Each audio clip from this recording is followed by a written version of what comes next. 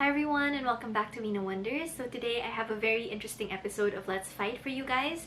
My guest for today is Conchitina Cruz, aka Chingbee. Chingbee is one of my favorite poets, and I think you guys will recall back in 2016 or 2017 I did a poetry talk video on her, which I will link in the comments below for those of you guys who might be interested in her broader body of work. Chingbee is a Filipino poet, and she is also a teacher of creative writing at the University of the Philippines, Diliman.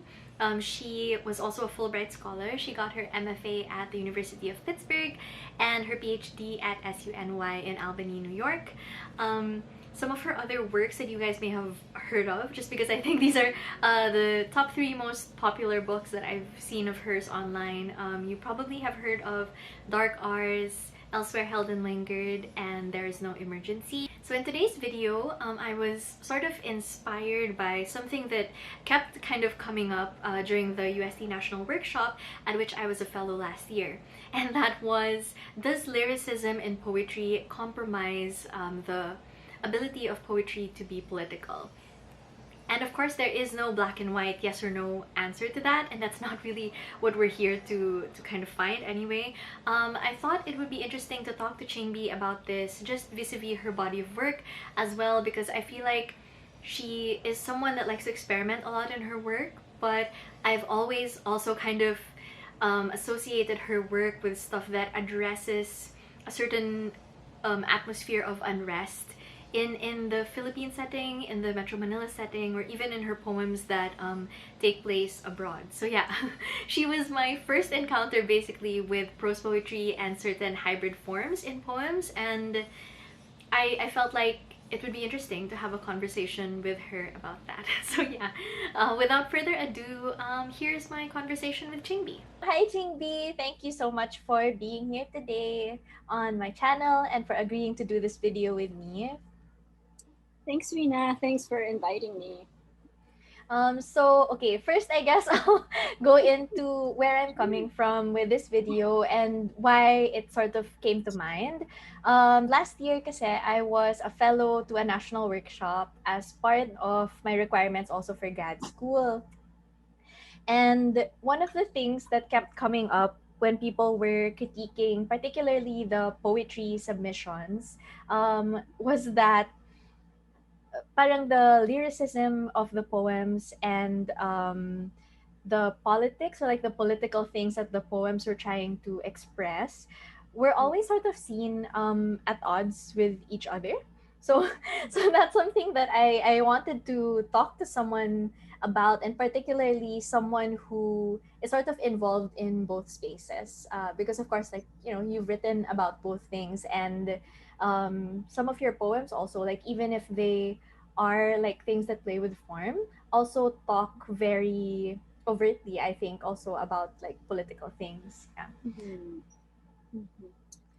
Um, well, I'm very interested in how that discussion or how those discussions in the workshop went, where there seems to be, at least from your description, a pitting against, Mm-hmm. of like uh, form and, and politics, as if there is um, as if there's an opposition there, and as if also the more interested you are in politics, maybe the less you would be interested in form. Tama ba? Like, Yes, yes, ganun ba yung exactly. ano? Okay.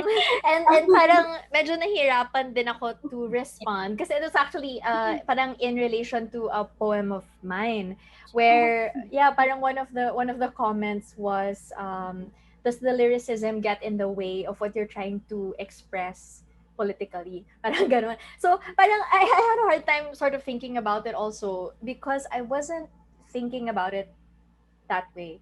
right. Yeah. Yeah. Well, short of understanding really how that discussion went down, no, I think at least, no, I'll say a few things. Well, one is, I think that we do tend to assume that they belong to separate worlds. Na, as Mm-hmm. there's a presumed separation of, let's say, interest in formal experimentation, and then interest in politics. Which I think is that is a crucial site of confusion. Then, no, once you think of the two as separate, no, then it does sound like once you get more invested in politics, then you'll be less interested in Mm. poetry, let's say, no, or in form.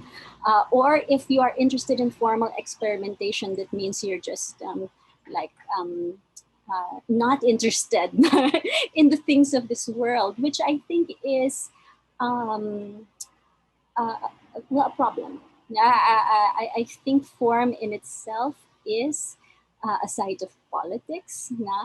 I think this attitude of separation is also the reason why we tend to think of form as um, not of or transcending politics, not of and transcending history, na, as if forms are universal and fixed, na, as if they're technical, like they're skills that you learn, na, as opposed to the idea that they spring from the world and are therefore socially constructed. And so what we consider as beautiful or good, na, uh, those aren't universal. No, the aesthetic values are not fixed. No, but when we see it as separate, then we do this inverse relationship. The more you're Right. interested in one, the less you're interested um, in the other. No? But of course, once you start thinking of form as political, or once you start historicizing form, then you see um, that uh, the how what you say and how you say it, no, they're integrated, no, they're embedded in each other, and and so I do hope, no, sometimes people get embarrassed.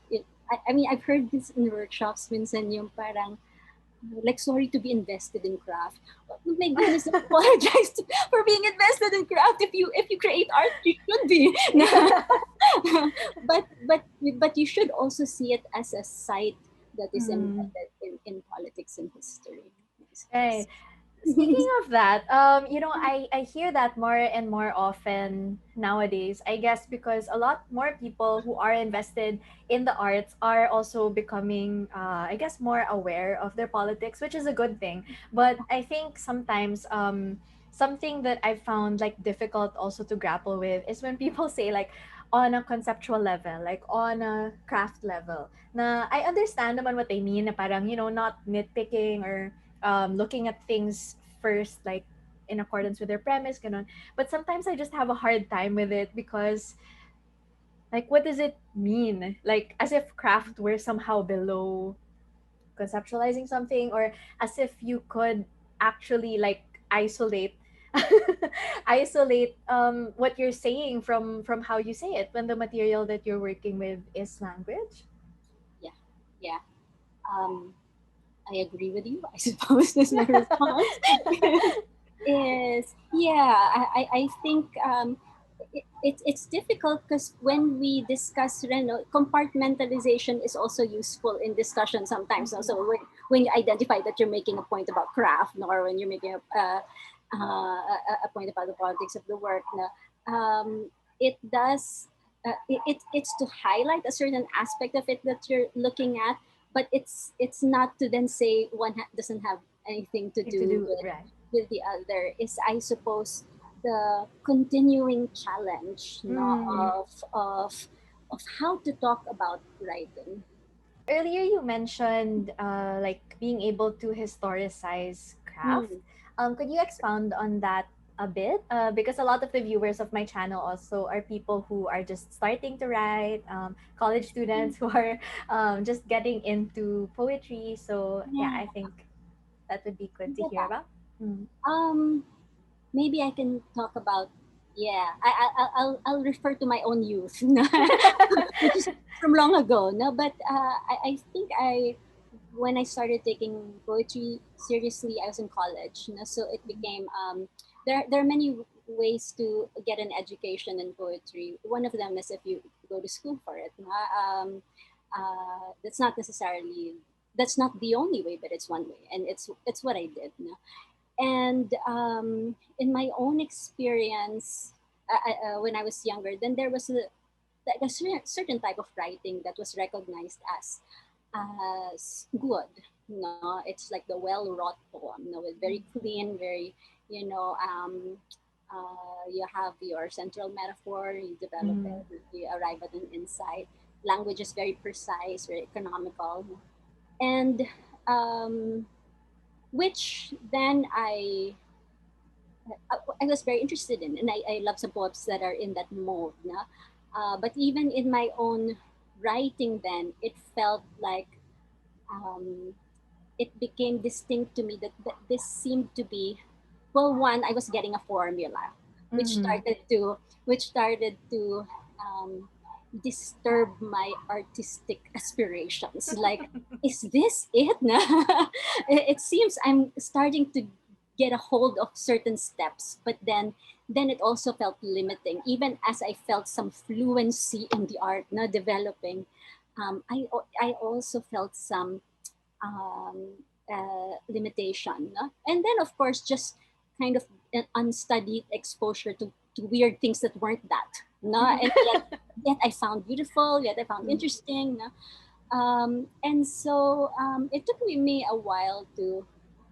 Well, I think it's always been there naman, no? The idea that especially in art when we talk about standards, no, or Mm-hmm. criteria no, of what makes art good. That's uh, that's not scientific, no? That's social, no? And Right. so it's based on what comes to be recognized as dominantly uh, good or beautiful. No? And then when you think of well, how does it come to be dominant? That's when you start thinking about the politics of form. Right. Like, why did this get to be our concept of what is good in writing? No? Why do we say show don't tell? Why do we say write what you know? Why do we say find your voice? Di ba mga typical na we encounter, and we tend to think of them as like universal um, concepts in writing. But then, and I've written about it, I won't go into it, but but then when you go into the the formalization of creative writing as a field, no, where that's from and how it got also formulated into pedagogical Mm-hmm. strategies, no, then you'll find that it's those um, concepts, no, were actually well, in our case, sort of Right. imported um, uh, uh, from the U.S., where which which colonized us, and so had an impact on our educational system, and so had an impact on our culture, and had an impact on even the transplantation of creative writing as a field of discipline.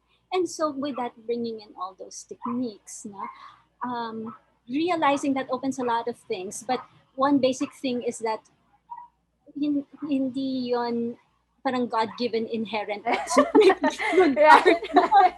Parang ang dami ko sinabi, Wina, no? But but um but that happened like really, really, really over time. Now, I mean, just Mm. coming to an understanding of that. It's hard because you also want validation and you also want recognition. Na? And that comes with honoring also the dominant. Na? And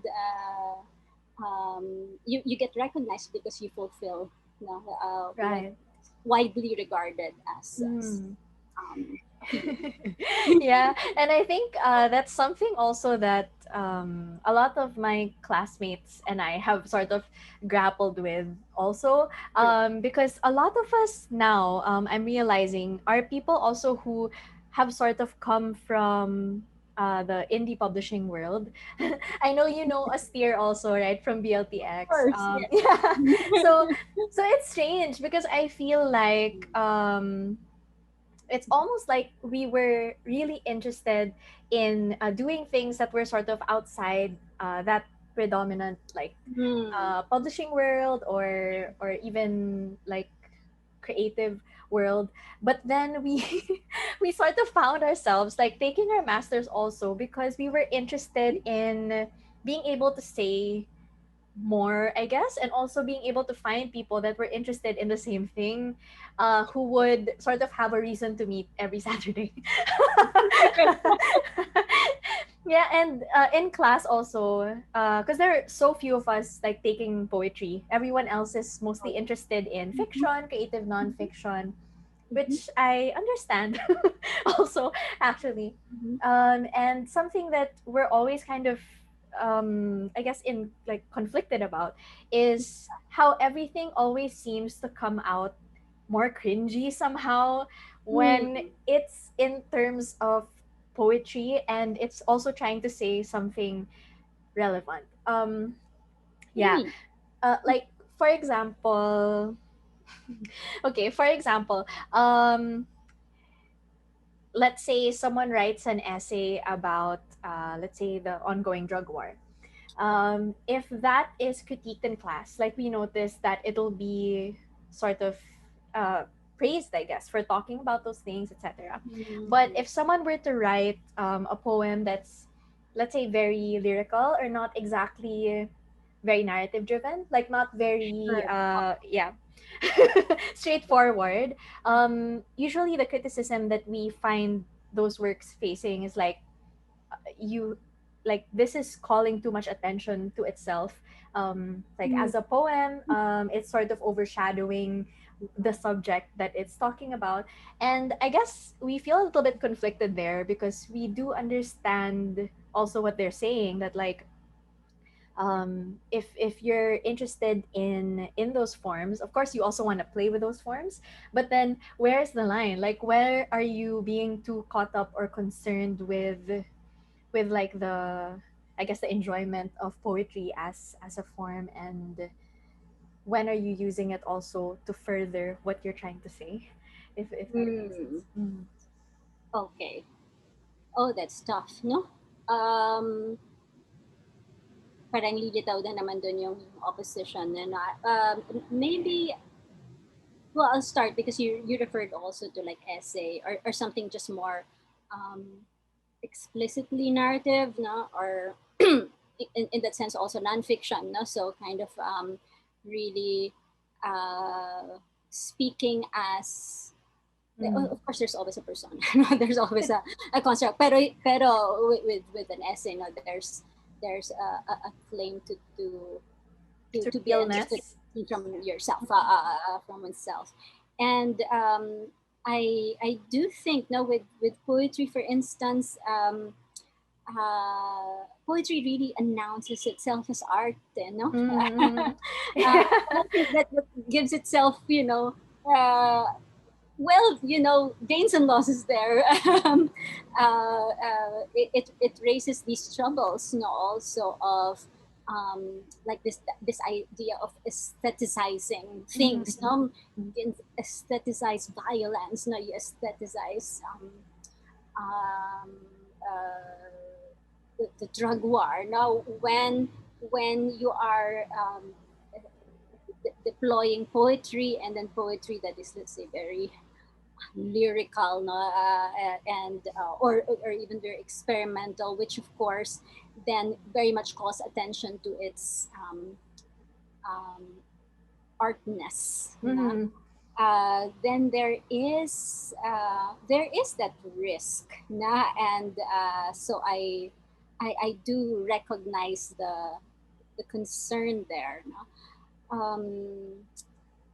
At the same time, I will actually, naku, baka I'll enlarge the problem inside. That's okay. That's okay. Na narrow down din yung access, ano? Yung, I mean, the Mm. um, uh, and I think that that's also partly why then it comes off as parang self-indulgent na, no? Na um, it in a way becomes very blatant in its addressee, where the addressee are really like people in the professional world of poetry who can get Right. who can get the moves, na? And then that becomes what's put forward as the most distinct feature of the work.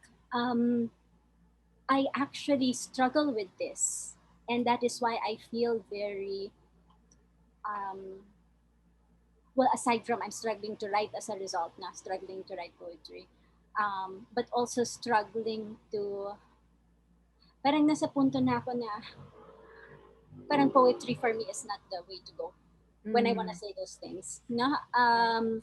uh, and um, and and that's okay. Like sometimes, kasi I think for years I was thinking, parang poetry is not the way. But no, I have to find a way in poetry. Like I have to, like then I get defensive about what I love. No, but then I Mm. think no, I still love it. But then maybe that's a limitation Of of the, yeah. not of the form. Mm. I understand.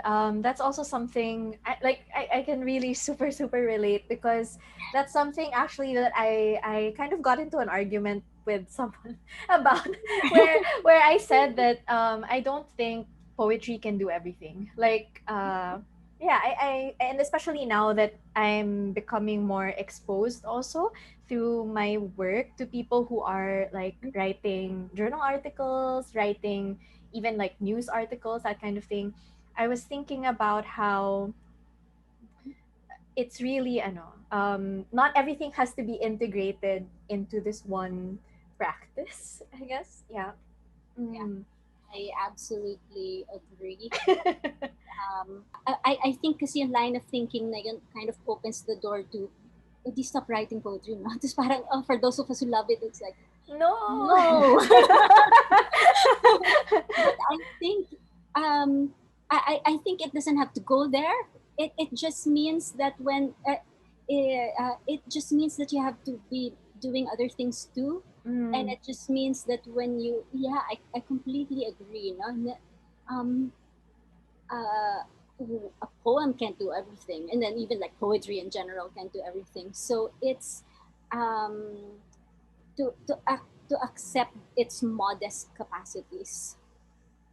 Uh, it is fine, I guess, and doesn't diminish. We can love many things all at once, and so it won't diminish that. It does for me tell me that then I also need to attend to other things. Na, sometimes that then means poetry does not get prioritized. Na, but um, um, I'm still learning there, like to accept that that's okay, because that doesn't mean that you will stop. It Mm. just means you won't like do 90% of your free time is that's what you're doing.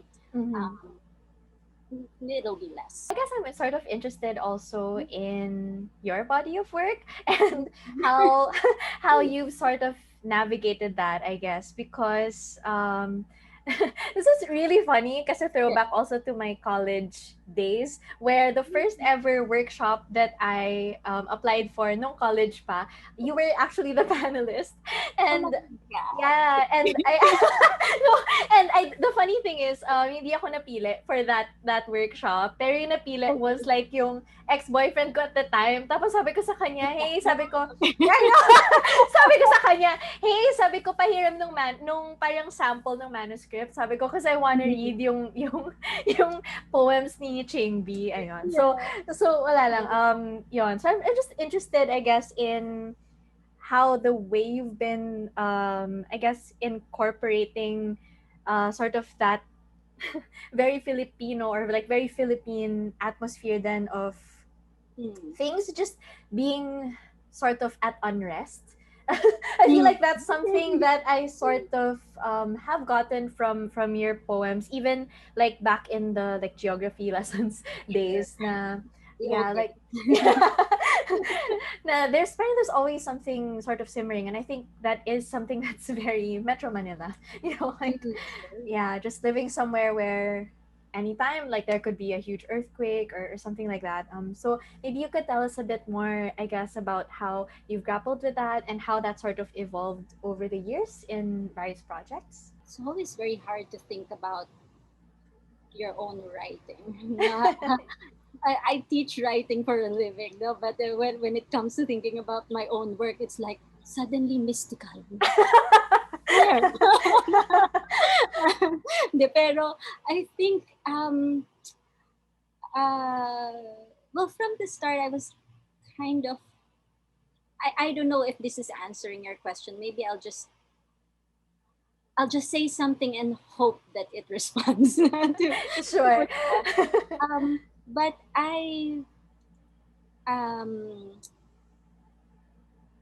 I love poetry, but I've somehow always been interested in making poetry less poetic or something. Na Mm. and well, I was not that conscious earlier on, but later on, became conscious. And so you referred to like work in dark hours, which is my first book, and um, which I then I actually started writing that. Well, not started. I wrote the entire thing in verse, and then once I had everything, I just converted everything um, to prose, and which was my way of at the time thinking that'll make it arty. And then you mentioned also, uh, well, I wrote it when I was studying in the US, and which makes you then very conscious of Mm. place, and very conscious of not having the same references. And one of the things I experienced, which is very typical, no, when you're the only Asian in the room, is that then people want you to um, like educate them about your work, Right. which means then you put like blatant cultural markers as a way to locate yourself, and I think that was my initiation into um, like a resistance toward proper nouns. No, I don't want to use proper no names. And that was one way that I came to think of sino ba kausap ko. Sino kausap Mm. ko, taga doon din siya. So hindi ko na kailangan, I don't need um, to name. I guess that's the lyric writer in me then. Parang very, I think of it as very, writing poetry is kind of intimate, like somebody, the, my imagined reader is Someone somebody. you know. I Yeah. know. I mean, it's even gotten to there's just one person, and that's fine. I'll just talk to one person, and that's it. So, may ganong impetus siya, no? For me, na, and so I think, uh, um, weirdly, no, that kind of approach that's kind of private has also, well, I don't really think about it that way, but I guess the way you've described some of my work and goes to show na hindi naman porke private you won't talk about the world. Right, right, right. It's just there, no, you're embedded in the world, and so it's just gonna come in, no? And then um,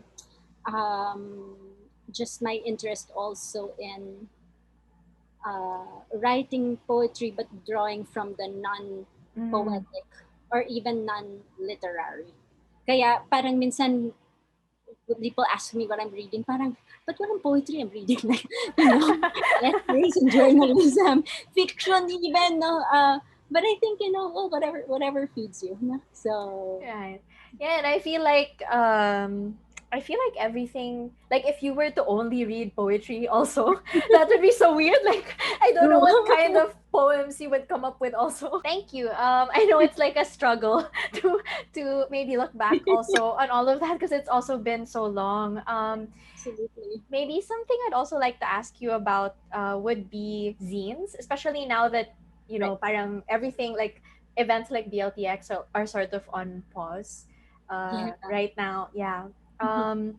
I guess I want to ask, like, what do you see zines becoming like now? Like, do you think it'll go digital or, yeah? Yeah. Oh, well, it's a sad situation we're in. No? BLTX is of course one of the things that I'm very much invested in, and as a personally, because I don't know if this is useful, no, but because my work, like I am employed because I write poetry. No, I mean I'm a Mm, teacher of that, mm, mm, and which then means that it's messed up also how I, like when my poetry became embroiled in that. I mean, this happened over time. Then it just felt like work, mm. and then in general, work is just um, unfortunately in this kind of world that we have, then you're just working all the time na. Or you're trying to turn your time into pay all the Mm, time na. And in my case, poetry became part of that because poetry became part of my work. And PLTX was really, of course, I'm just one of the organizers, but personally to me, it really became a way for me to kind of try to decouple poetry from academia mm, and just pursue something that's not academic related. And also just this idea also of we were talking at the start of this conversation about what makes good writing, no? And the more that you explore it and the more that you analyze it, then you realize that there are all these structures overseeing, what we come to consider as good, and that that tumatawid yun towards even publication. right, Na, right. so if Mm. you want to publish, naku, lalo na poetry, no, parang ano lang, no? The university presses, na maybe they'll Actually. go into it. No? So then zines became for me personally, then just a way to say my poetry's out of that. I'll Mm, just mm. remake it. No? And then I think zines also, of course, zines are very much embedded in the history of counterculture, no? And the form itself, no, because it's cheap, it's portable, anyone can make Mm, it. You can make it to respond right away to something. No? Then all those things make it a very good partner, no, to social movements. No? And now, but then the pandemic happened, na, no. We organized BLTX with a few other groups, Gantala Press and Studio Soup and Magpies, groups which also hold their own zine fests. And actually, it was unanimous na nobody wanted to move it online, online. right? And I think, why is that? No, because you did ask about, well, we going digital, no? I can't speak for everyone, but I can speak for, well, um, well, myself na lang. I can speak na part of the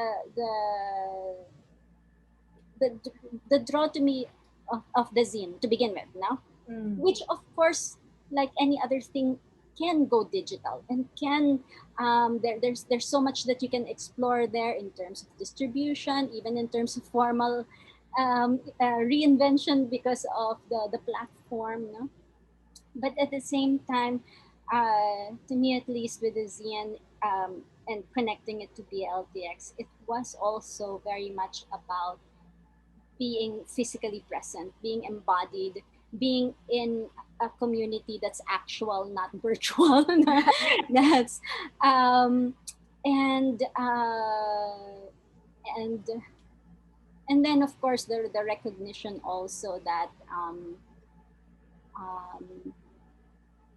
made very palpable to me by remote learning that access is very much Mm. a struggle here. Now, sometimes when we're online, we think, oh, everyone's online, exciting world. No? But then when the pandemic hit and we had to move things remotely, one of the things I learned quite quickly, is that not everyone has access, and or some people may have access, but it's super Choppy. um, Mm. choppy.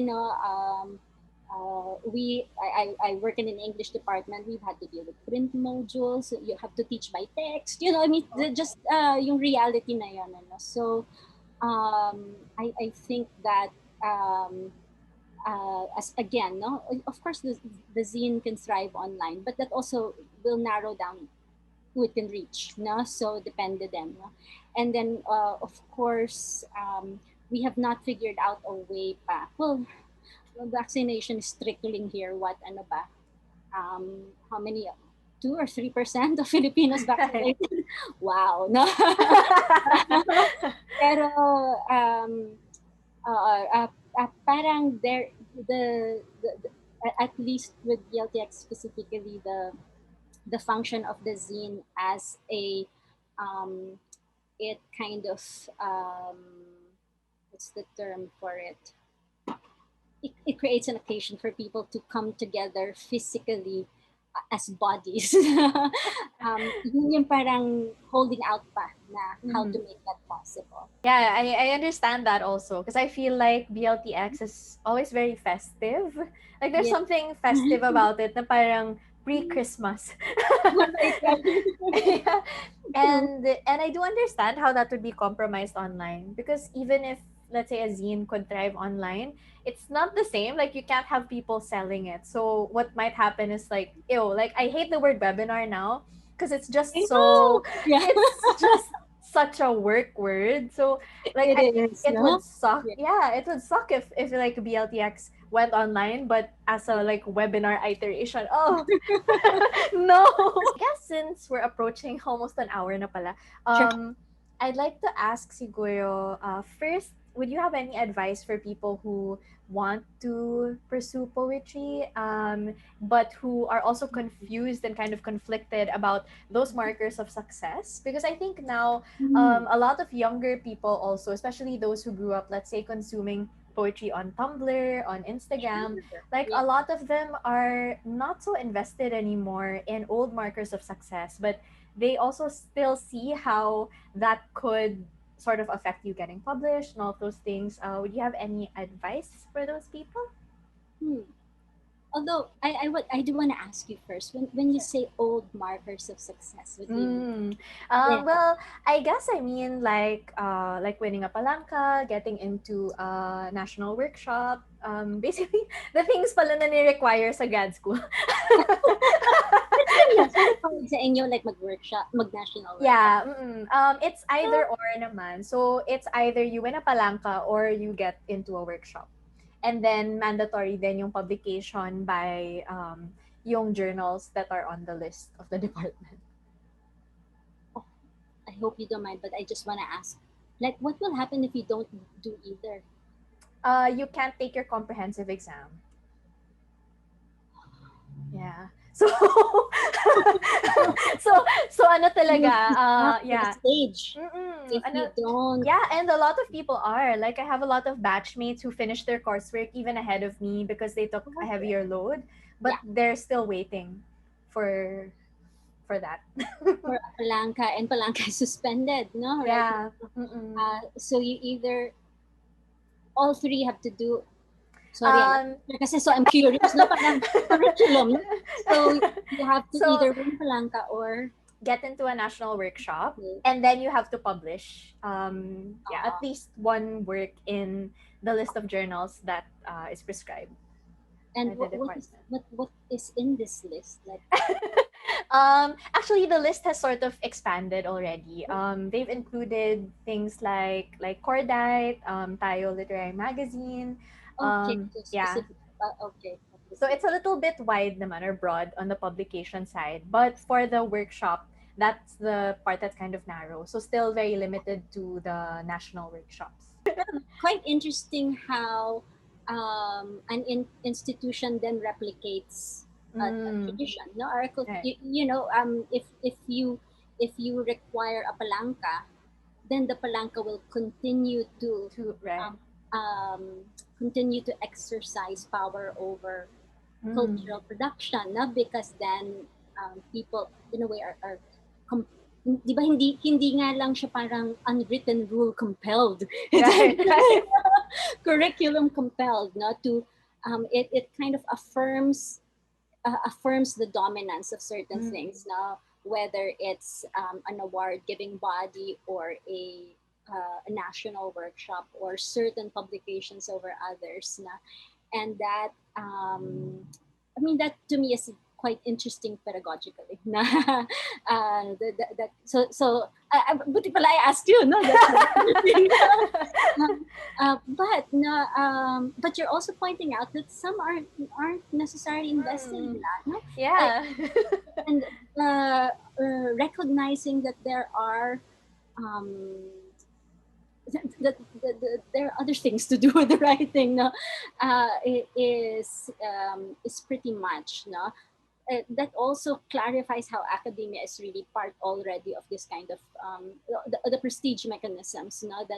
That um, that then uh, present writing to us as like a specialized field Mm, talaga, mm. no? Because you have all these hoops, no, in order to then be recognized as a writer, and it comes with it being consolidated and specialized and professionalized na as a field. When you say success though, no, I think siguro na-associate ko kasi sa success is like career na Mm, mm. career as a writer na. And so I understand also sometimes and so kind of the move from being able to launch a career or being able to sustain a career through recognition via Mm. these various mechanisms to being maybe a also more like an independent, self-employed kind of Yeah. entrepreneur of your work, which is another way then naman to go, no? But though both of them really have the market in mind, no? How do I find a market for my Mm. work? No? One way is to do those traditional sign to to achieve those signposts of prestige, and then another way is to also navigate new ways of making one's presence felt in the market. I guess I just like to throw a third rent, like a wrench, in and just also kind of think of writing as something also that you do beyond career or market maybe. No, it Mhm. sounds so dreamy, ano? Pero baka yun nga yung kulang. I don't know. But I suppose that's one thing I kind of found in DLDX or even just uh, because I teach, no, like teaching, writing, working, teaching, uh, writing among migrant workers, you know, or just people who don't really think of themselves as writers and just want Mm. to be creative. You know? It's made me quite conscious of how there are so many things that you do with writing beyond like make a career out of it. Na, and uh, that I hope is something the pleasure for me I'm finding now is kind of just the refusal to do all that at this point. uh, Although I feeling ko it's also psychological, nasa-stress ako sa pandemic. And it's just, parang now I treat writing as just really something I do like journaling, so I write tons of poems, but they're like for, you know, for fun. um, and then maybe somebody will read them at some point. Maybe 10 people will read them at some point. Na, uh, kasi nga, if you think of success in this world, it's gonna be like a capitalist kind of success, no? And it's gonna be oriented towards market and profit. And um, you know, ang hirap, no? Parang wala naman tayong escape nun nga. Wala rin naman talaga, no? But I suppose for me, I don't know if it's useful, but um, uh, if writing must be a career, okay, but I hope there's also writing that's beyond career, and for just for other things, I suppose. So I guess just to wrap up, are there any other like projects or advocacies that you'd like to bring attention to or promote? I guess I'll just express my hope that that we'll see each other again in real life. Well, I am part of a group called Rural Women Advocates. So if you are interested in Rural Women Advocates works closely with a group called an organization called Amihan Federation of National Federation of Peasant Women. So it really looks into or amplifies, you know, the fight for land, food, and justice, especially for women, peasant women in the countryside. And if you are interested in that, we're on social media, and I have such a terrible relationship with social media. It stresses me out so much. But Lua is there, no? And so if you're interested to participate in that would be, you know, great. We're always looking for volunteers, and I know, Wina, you talk to a lot of young people, or this channel is for young people. So I do hope you're, you know, just the pleasure of writing. Weirdly enough, like the pleasure of writing, the use of writing to see you through tough times, like what we're all going through right now. If writing is something that does that for you, then I hope you're busy writing. Thank you, Chingbee. Yun lang. And that's it for this episode of Let's Fight. Thank you guys so much for watching. And also, if you have any comments about some of the points that were raised during me and Chingbee's conversation, please don't forget to leave a comment down below and let us know. We'd love to kind of engage with you and just reply to things that you have to say. Yeah, don't forget to like this video if you liked it, and subscribe if you haven't already. Yeah. That's it. I'll see you guys next time. Bye!